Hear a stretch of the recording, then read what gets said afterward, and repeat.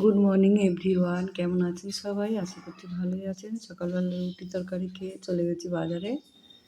এই যে বাজার থেকে নিয়ে এসেছি, দেখো আলু, পেঁয়াজ, রসুন, পেঁয়াজকালি, ধনেপাতা, এটা শীষ পালং। আমি যে ছোটো ছোটো আলু নিয়ে এসেছি, ওখানে শুটকি মাছ নিয়ে এসেছি।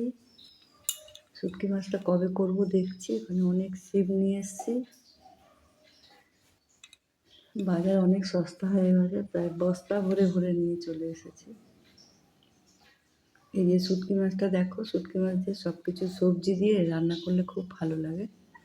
আজকে দেখছি শুটকি মাছটা করব, আর ছোটো আলুর দম করব, ভালো লাগে। কড়াইশুঁটি দিয়ে ছোটো আলুর দম ভালো লাগে খেতে।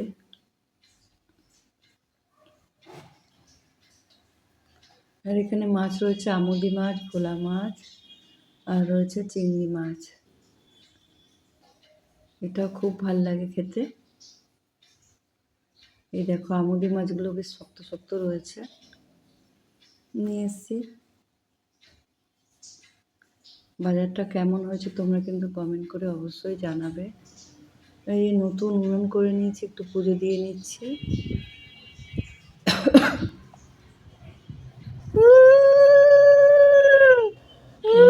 বানালে না পুজো করতে হয়, পুজো না করে রান্না করতে নেই।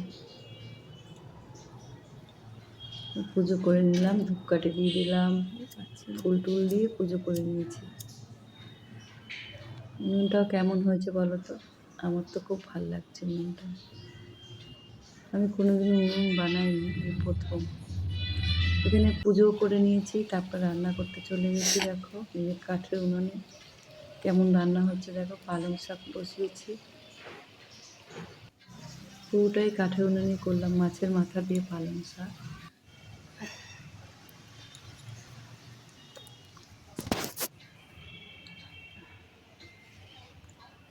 জ্বলছে আবার নিভে যাচ্ছে, প্রথম দিন তো অসুবিধাই হবে। এখানে দেখো কাঠ, মশলাপাতি সব কিছু নিয়ে গেছি টেনে।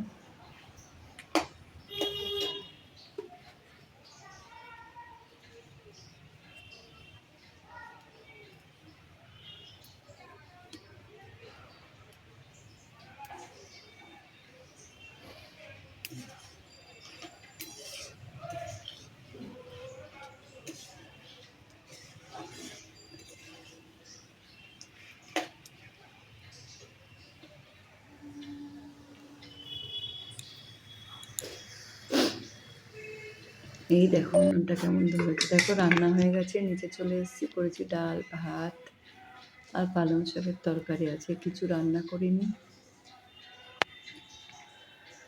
প্রচুর কাজ গো, উপরে নিচে রান্না করতে গেলে খাটনি হয়। প্রথম দিন তো, আস্তে আস্তে ঠিক হয়ে যাবে। কটা ভাত খেয়ে নিই।